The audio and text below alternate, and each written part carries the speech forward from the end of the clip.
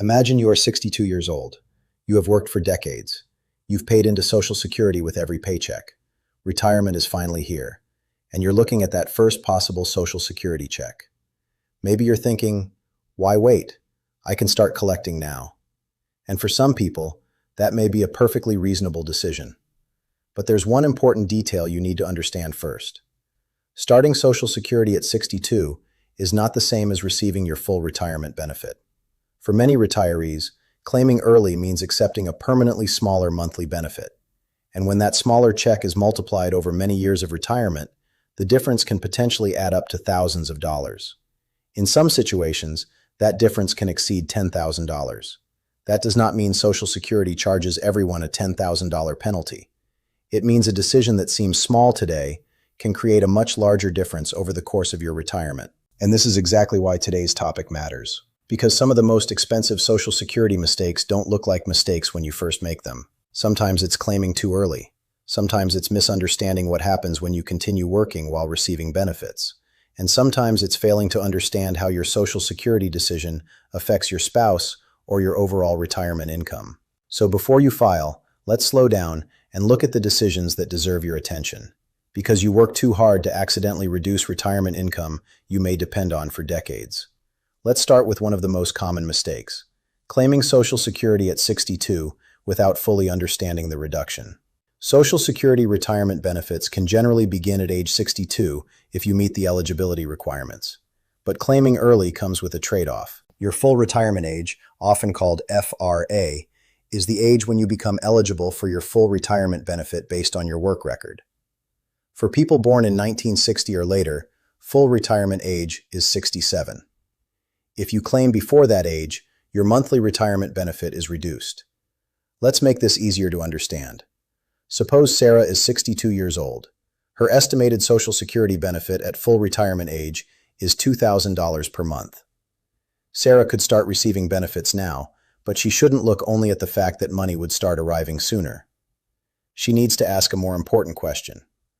What would my monthly benefit be if I claim now, and what would it be if I wait? That difference can matter for the rest of her retirement. According to the Social Security Administration, someone who claims at age 62 can receive a benefit that is as much as 30% lower than the benefit available at full retirement age, depending on their birth year. So this isn't simply a question of getting money sooner.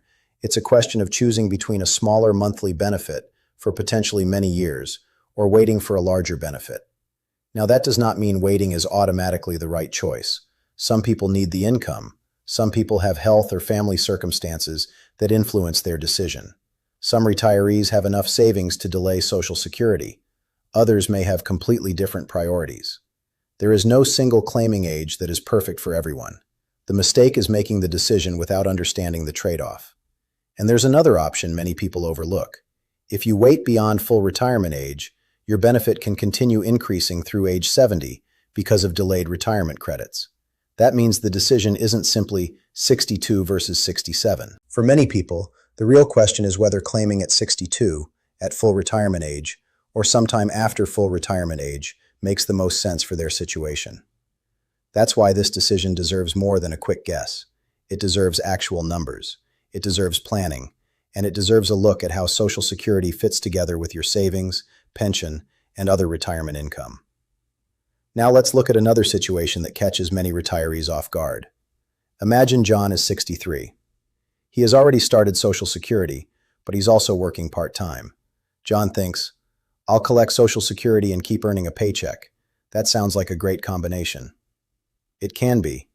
But if John is younger than full retirement age, there is another rule he needs to understand. It's called the earnings test. The earnings test is a Social Security rule that can affect how much of your benefit is paid while you're working before full retirement age. For 2026, if someone is under full retirement age for the entire year, the annual earnings limit is $24,480. If their earnings go above that limit, Social Security withholds $1 in benefits for every $2 earned above the limit. Now, this is where many people misunderstand the rule. The money being withheld isn't simply a permanent fine. Social Security can adjust your benefit later to account for months when benefits were withheld because of the earnings test.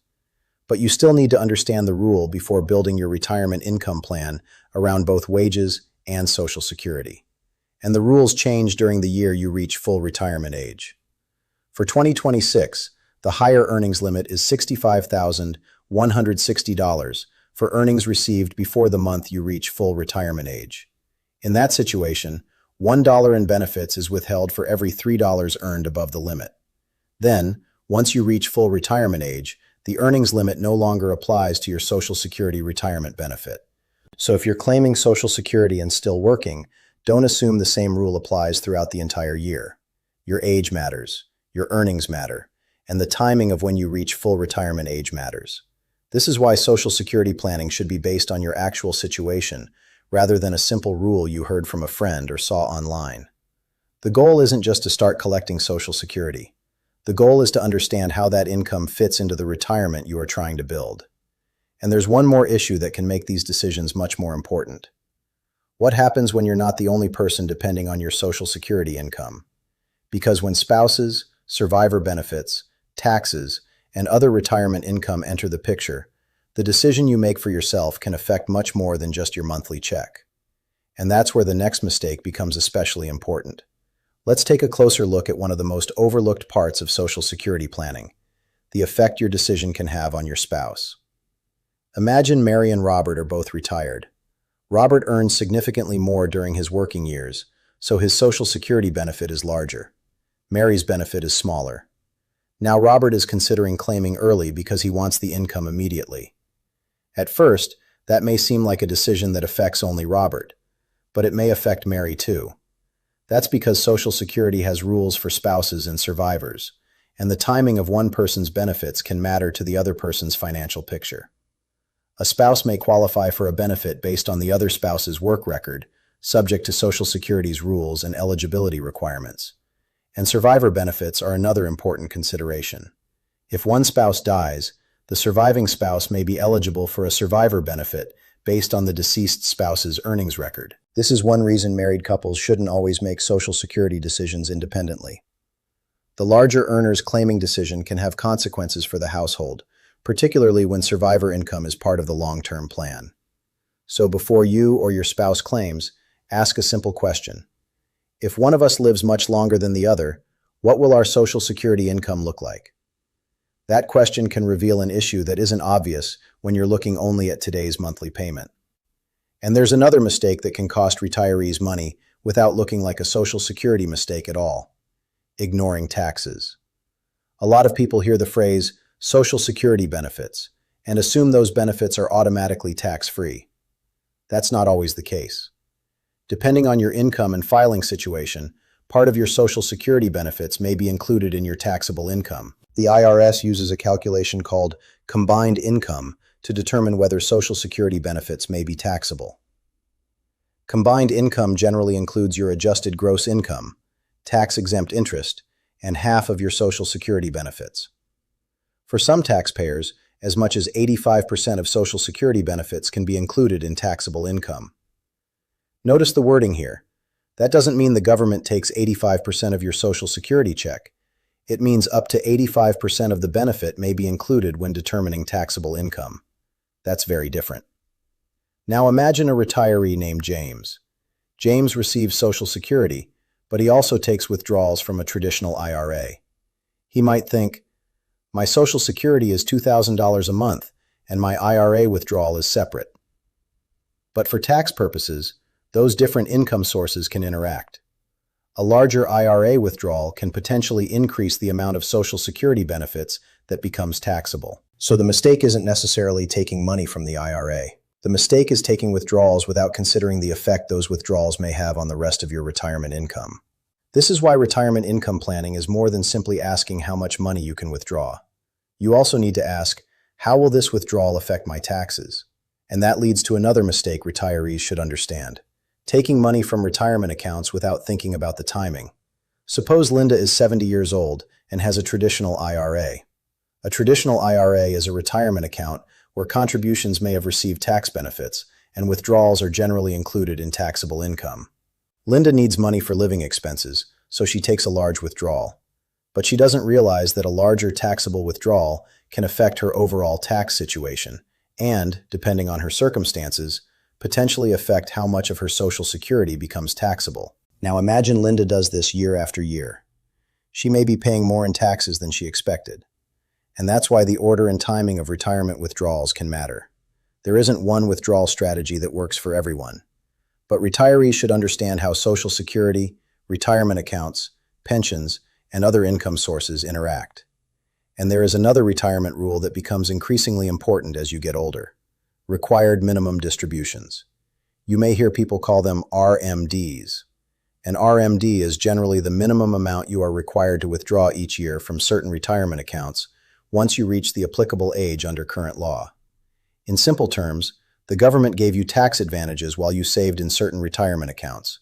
Eventually, the tax rules require withdrawals, and those withdrawals can create taxable income. That's why ignoring RMD planning can become expensive. You don't want to reach the required distribution age and suddenly discover that a large withdrawal is going to affect your tax bill or your overall retirement income strategy. For many retirees, the better approach is to understand these rules before the deadline arrives. And there's one more Social Security mistake that deserves attention because it involves something retirees often underestimate: inflation. A Social Security benefit isn't just about what the check buys today, it's about what that check can buy 10, 15, or 20 years from now. Social Security benefits receive annual cost of living adjustments, known as COLAs. A COLA is an adjustment intended to help benefits keep pace with changes in consumer prices. But inflation doesn't affect every retiree in exactly the same way. If most of your spending goes toward housing, healthcare, food, utilities, or other necessities, your personal cost increases may feel different from the average inflation measure used for the annual adjustment.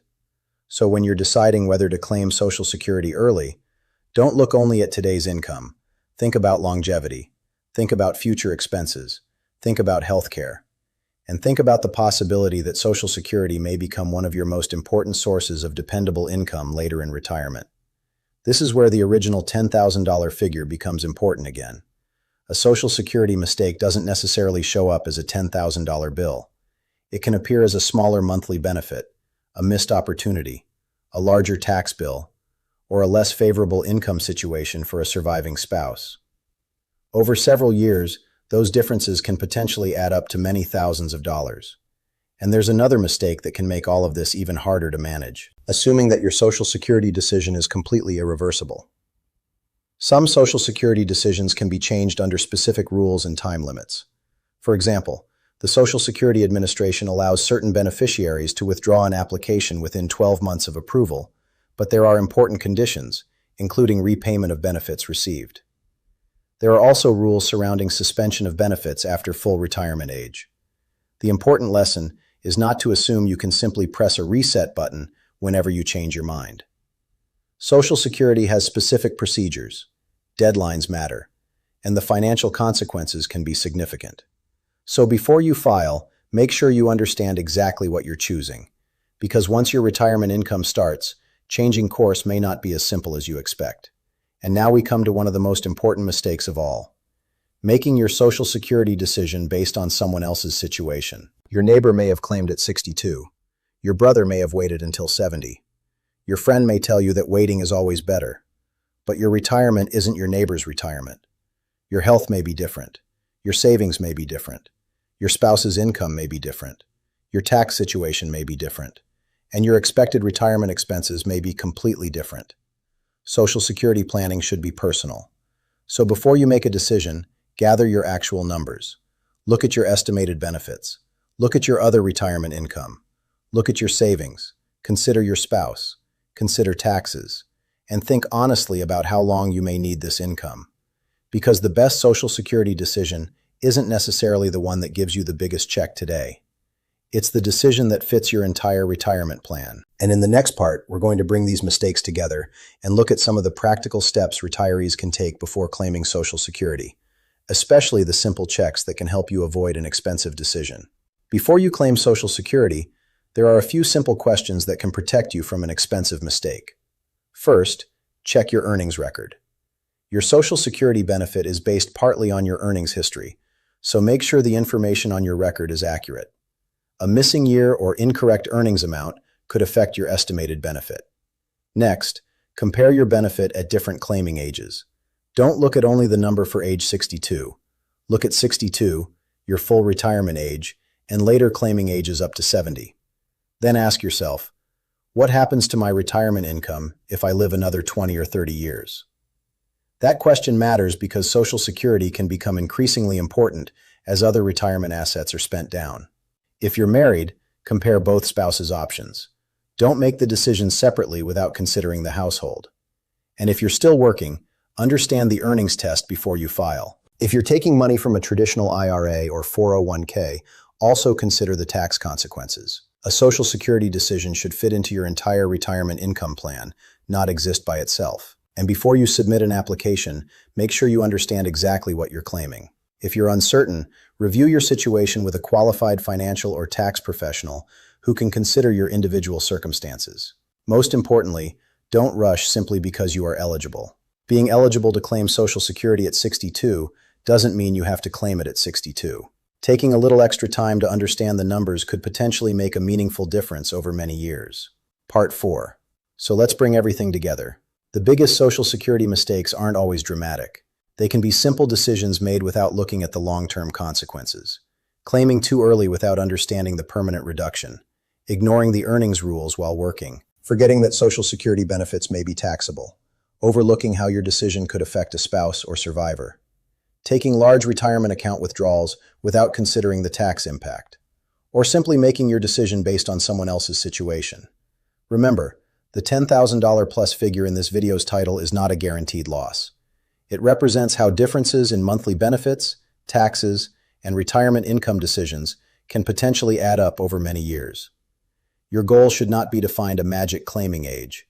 Your goal is to understand your options and choose the strategy that fits your circumstances.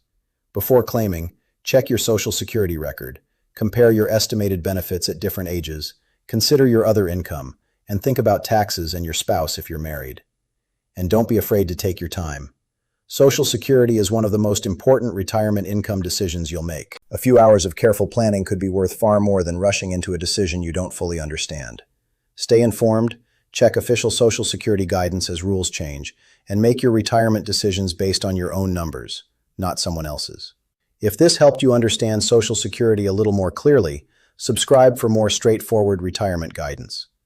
The bottom line is simple. Social Security mistakes don't always look expensive at first. Claiming too early, misunderstanding the earnings test, overlooking taxes, or failing to consider your spouse can potentially reduce your retirement income over many years. And remember, the $10,000 plus figure isn't a guaranteed loss. It's an example of how a smaller monthly benefit or additional costs can potentially add up over time. Before you claim, compare your options, review your earnings record, consider your taxes and other retirement income, and think about your long-term needs. Don't rush just because you're eligible. Take the time to understand your numbers and make a decision that fits your retirement. Stay informed, check official Social Security guidance, and protect the income you've worked so hard to earn. If this video helped you, subscribe for more simple and practical retirement guidance.